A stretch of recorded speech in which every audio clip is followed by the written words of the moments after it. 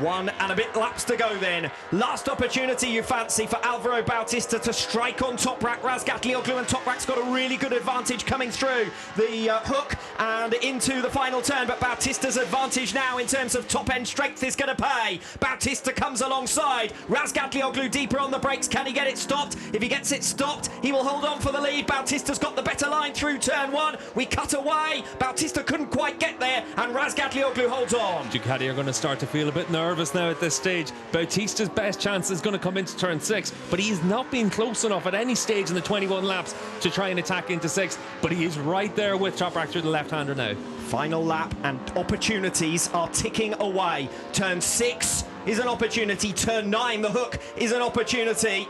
They're the ones we talked about at the top of the programme, but the biggest opportunity of them all, turn 1, has already been lost for Bautista. Is there a way through under braking anywhere else? Toprak's got it stopped for the Parabolica Interior. One opportunity still to come, and it's going to take a big lunge into turn 9 if Alvaro Bautista is to find his way through. Yeah, and Bautista, his strength isn't the brakes, Toprak's is, and Toprak just needs to hit all of his markers. What about the slipstream coming off the final turn? That's something we haven't considered. We haven't seen it too often where it's been a factor in the superbike races here in Estoril, but if Toprak doesn't quite have the perfect exit on 16, it could open the door for Bautista. We also know Bautista's obviously got that size and speed and weight advantage that can make the difference, but a little bit of a slide there for Bautista, that could be the difference. Bautista all over the back of Razgatlioglu as they came through turn 9, but there's no way through for him there. Toprak is too strong on the brakes, so now it's about top-end power. We look down at the final turn from our commentary position. It's a race to the line. Razgatlioglu with an awful lot of lift. Bautista is through. Alvaro Bautista wins it in the run down to the line. An outstanding performance in race 1 of the Estoril round. Razgatlioglu's wait for a first victory in 2022 will continue, and Alvaro Bautista increases his stranglehold on this 2022 title race. Bautista wins it.